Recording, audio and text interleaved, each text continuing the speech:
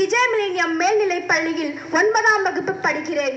இந்த கட்டிடத்தில் இருக்கும் ஒவ்வொரு புத்தகமும் மனிதனால் விளைந்தவை, மனிதனாக்க விளைந்தவை.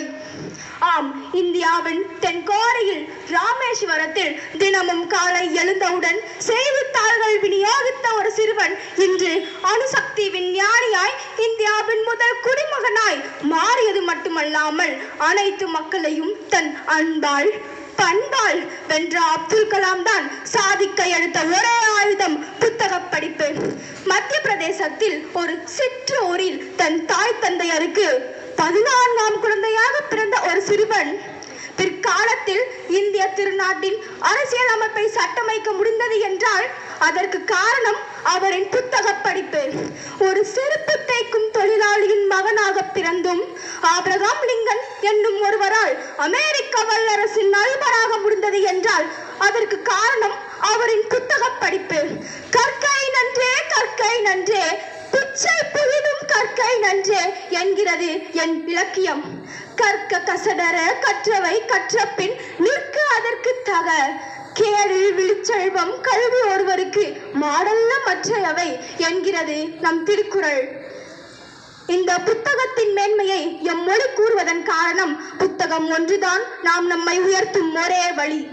காடுகளில் மலைகளில் வேட்டையாடி கொண்டிருந்த மனித இனம் இன்று விண்ணில் மிதக்கும் ஆராய்ச்சி கூடம் அமைத்து அதில் ஆராய்ந்து கொண்டிருப்பதற்கும் கோள் விட்டு கோள் பயணிக்கும் முனைப்பில் இருப்பதற்கும் புத்தக படிப்பு மட்டுமே காரணம். நாம் நம்மை மேல்நிலையில் வைக்கவும் நல்லதொரு வாழ்வை அமைக்கவும் நாம் கை கொள்ள வேண்டிய ஒன்றே ஒன்று புத்தகம். உதாரணமாக சுந்தர் பிச்சை. சுந்தர் பிச்சை யார் என்று தெரியுமா? ஒரு சாதாரண நடுத்தர குடும்பத்தை சேர்ந்தவர். அவரது வீடு எவ்வளவு சிறிதாக இருக்கும் என்று தெரியுமா? அவரின் மொத்த குடும்பத்தினரும் ஒரு சிறிய அறையில் வாழும் சூழல்தான் அங்கு இருந்தது. அவரின் தந்தை தன் மகன் பெரிய ஆளாக வர வேண்டும் என்று நினைத்தார். அவரின் அன்னை என் மகன் வருவான், என் மகன் நன்றாக வர வேண்டும் என்று நினைத்தார். இந்த சூழலில் சுந்தர் பிச்சை சாதிக்க எடுத்த ஒரே ஆயுதம் புத்தகம். அவருக்கும் பிறருக்கும் இருந்த ஒரே வித்தியாசம் கற்பதல். இவர் கற்பித்ததில் முக்கியத்துவம் கொடுத்ததால் இவருக்கு ஐஐடியில் வேலை கிடைத்தது.